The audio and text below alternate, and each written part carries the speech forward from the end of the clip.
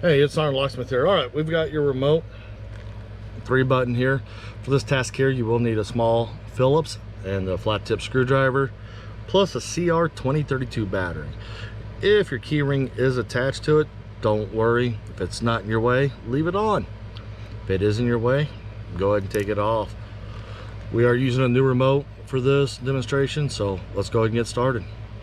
If you flip your remote over, you'll see you have your Phillips screw. That is your first step you want to do, is remove it.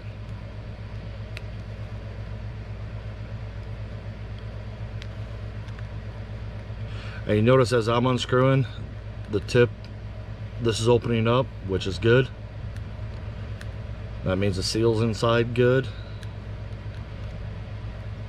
Once you get it to the point where the screw wants to fall out, set it to the side. Now the indentation right there, you want to put your flat tip screwdriver in and go ahead and rotate. And once you do, the remote comes out. If you see that circuit board come out, that is fine.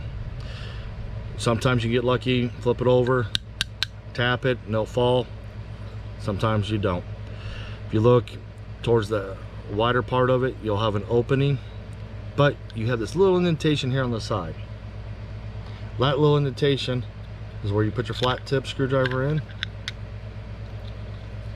and just gently lift up the remote. You don't want to get happy and pry because you have little circuitry in here. Now if you got it open, this is where your battery placement is. You have the 3 little metal tabs. Go ahead and take your flat tip, push your battery out, and there you go. Since this is a new remote, we'll put the good battery back in. We're going to just push it in, and there you go.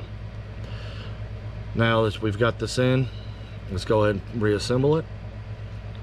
When you set it in there, go tip first, and when you set it down in there, you will see there are little indentations to hold it.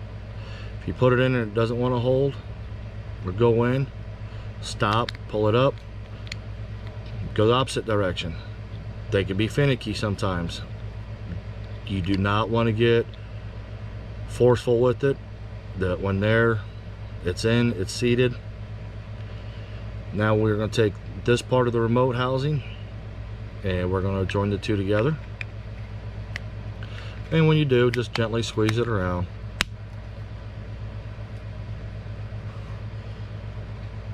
It's latched, so we're going to turn around, put the Phillips screw back in. That little gap right there, don't worry, the screw will help.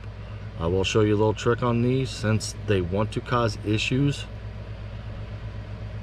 you can risk stripping out your housing with this. It's not the best design by Chrysler, Jeep, whoever decided to make this remote this way, but we're going to go ahead and put the screw in. Right now, just go ahead and screw it. When you get close to the end of it, I like to squeeze the tip of the remotes in. That way the key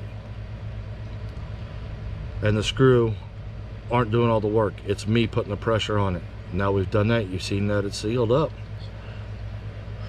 Well, there you go. You've just changed it. Thanks for watching SgtLocksmith. Go ahead and leave a comment, like, if this video helped you out, or any other questions that you'd like to put out. Thanks again for watching.